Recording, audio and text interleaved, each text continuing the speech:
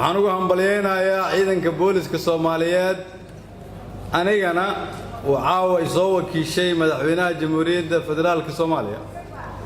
inaan kulligeen nasiib u yeelano inaan marxaati ka noqono taariikh cusub taariikhdaas oo ah laga soo bilaabo maalintii dalkeena xorriyadda qaatay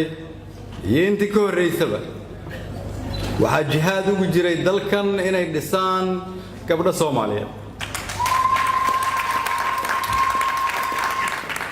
waxaa jirta laba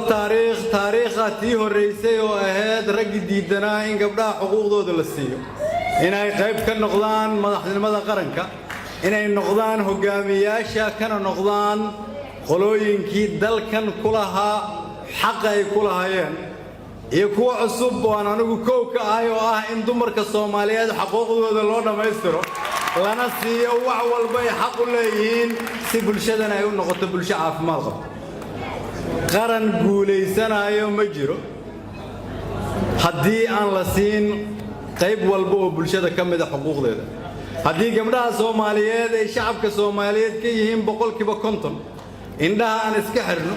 duudsanno xuquuqdooda ma dhisayno Soomaaliya la tartami karta wadamada dariska wiilasha dhalinta yar oo halkan jooga oo u labisan iyaguna inay ka soo baxaan tababar waxaan idin leeyahay waxaad ku soo aadeen waqti wanaagsan waqti ummadda Soomaaliyeed ay soo jeesatay ay kala garatay saxda iyo khaladka la bilaabay in la ilaaliyo xoolaha ummadda Soomaaliyeed la bilaabay in la dagaalamo musuqmaasuqa la gartay dawladnimada Soomaaliyeed inay ku taagan tahay dariiqa saxda ah idinkana la idin soo xulay inaad noqotiin ilaaliyaasha dawladnimada ummadda Soomaaliyeed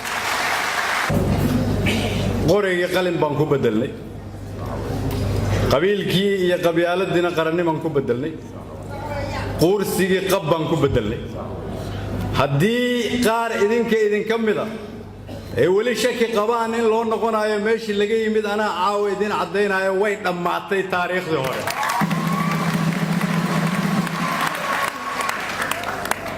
haddii aad isleedahay qabyaalad baa loo noqonaya musuqmaasuq baa loo noqonaya nin jeclaysi baa loo noqonaya Soomaaliyadii shisheeyaha loogu adeegi jiraa loo noqonaya dhowr qof baa awoodda dalka haysalaa loo noqonaya gabdhaha Soomaaliyeed ayaa xuquuqdooda la duudsiinaya loo noqonaya dhalinyarada Soomaaliyeed ayaa xuquuqdooda la ilduufinaya loo noqonaya haddii aad ku fikirsan tahay taariikhdaasi way